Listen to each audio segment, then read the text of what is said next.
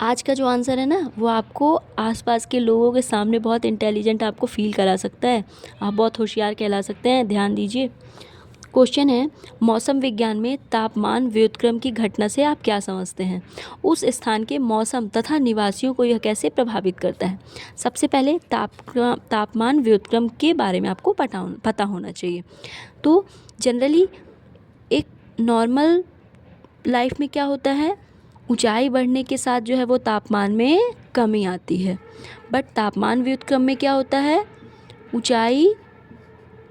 ऊंचाई घटने के साथ जो है वो तापमान में बढ़ोतरी आती है। ऐसा होता है। ये ऐसा क्यों होता है? ठंडियों के समय में रातें लंबी होती हैं, मतलब लंबे समय तक जो है हमारा अर्थ का सरफेस जो है वो ठंडा होता है।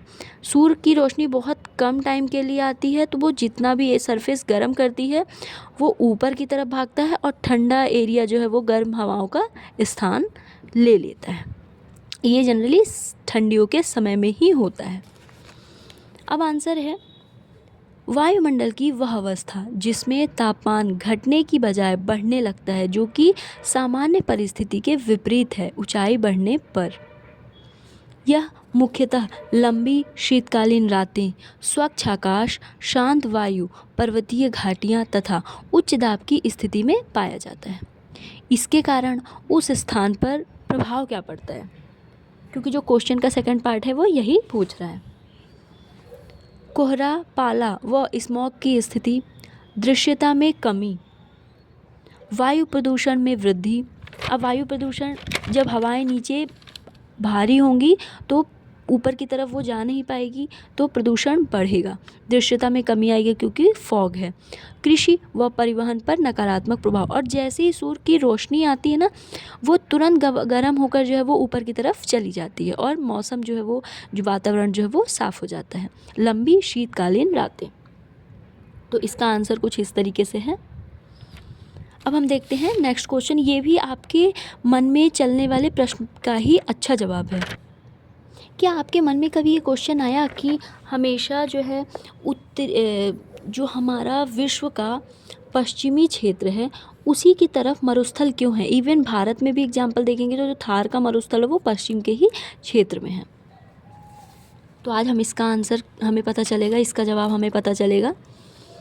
क्वेश्चन है, उत्तरी गोलार्ध में मुख्य गर्म मरुभूमि मतलब डेजर्ट मतलब मरुस्थल 20 डिग्री से 30 डिग्री उत्तरी अक्षांश पर और महाद्वीप के पश्चिम की ओर स्थित है। ऐसा क्यों? इसके कई सारे रीजंस हैं, तो हम आंसर स्टार्ट करते हैं। विश्व के अधिकांश उष्ण मरुस्थल जैसे सहारा, कालाहारी, एटाकामा आदि एक विशिष्ट अक्षांशीय एवं तटीय स्थिति में पाए जाते हैं। अब क्यों पाए जाते हैं पश्चिम क्षेत्र में? इसके निम्नलिखित कारण हैं। सबसे पहले, आप अगर एग्जामिनर को इम्प्रेस करना चाहते हैं, मार्क्स अपने इन्हेंस करना चाहते हैं, 2 नंबर ज़्यादा पाना चाहते हैं, सबसे पहले आप जो है वो उसको, अगर आपको आता है तो वर्ल्ड मैप में या इंडिया के मैप में उसको दिखाएं कि कौन कौन से मरुस्थल है, ताकि अगर आपने 2-3 भी नाम लिख दिए तो वो इनफ होगा एग्जामिनर को बता पाने के लिए। अब हम आंसर स्टार्ट करते हैं। उपोष्ण कटिबंधीय उच्च दाब पट्टी, हाई प्रेशर बेल्ट, हेडली कोशिका के अंतर्गत अवरोही शुष्क वायु प्रवाहित, जिससे बादल निर्माण न होने की वजह से वर्षा न्यूनतम होती है। बादल का निर्माण कब होता है? जब संघनन होता है, मतलब गर्म हवाएं नीचे से पानी की बूंदें ऊपर ले जाती हैं, वहाँ बादल का निर्माण करती हैं और फिर हमारी जो है वो वर्षा होती है। पर अगर सरफेस पर ठंडी हवाएं हैं, जैसे कि हमने देखा ठंडी हवाएं हैं, तो वो ना तो ऊपर जाएंगी, अगर वो ऊपर नहीं जाएंगी तो पानी जो है, नमी है, ऊपर नहीं ले जा पाएंगी। जब नमी ऊपर नहीं ले जा पाएंगी तो वर्षा का निर्माण नहीं होगा और वर्षा नहीं होगी। तो इसके एक रीज़न जो है वो है हाई प्रेशर बेल्ट। ये देख लिया आपने। सेकंड रीज़न, पश्चिमी तटों के समीप बहने वाली शीत महासागरीय धाराएं जैसे केनरी, कैलिफोर्निया, वेनेजुएला वायुमंडल को स्थिर करती हैं, इससे तापमान उत्क्रमण की स्थिति बनती है जो संवहन क्रिया को रोककर वर्षा को बाधित करती है। अब जो ठंडी जलधाराएं हैं, यहाँ देख पाएंगे ठंडी पेरू की जलधारा, कैलिफोर्निया की जलधारा। अब ये ठंडी धाराएं हैं, तो ये ठंडी भारी से नमी की तरफ, मतलब हाई प्रेशर से लो प्रेशर की तरफ चलेंगी। इसका मतलब ये पूर्वी साइड वर्षा कर देंगी और वो यहाँ तक पहुँचने की क्षमता ही नहीं रखेंगी, तो फिर वर्षा नहीं होगी, और वर्षा नहीं होगी तो मरुस्थल का निर्माण हो जाएगा।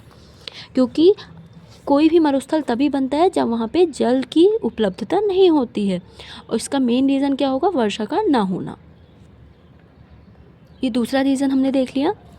व्यापारिक पवनें, ट्रेड विंड्स, प्रायः स्थल से समुद्र की ओर बहती हैं, जिससे नमी का आगमन नहीं हो पाता।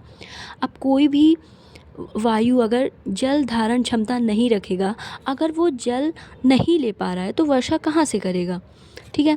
अब ये व्यापारिक पवनें जो चलती ही स्थल से जल की ओर हैं, अपोजिट डायरेक्शन में चलती हैं, तो इस वजह से वर्षा नहीं कर पाती। इसका एग्जाम्पल है सहारा डेज़र्ट, अटाकामा का डेज़र्ट, है ना। फोर्थ रीज़न जो है,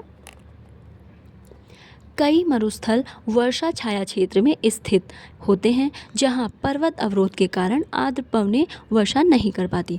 अब सबसे पहले आपको पता होना चाहिए कि वर्षा छाया क्षेत्र क्या होता है।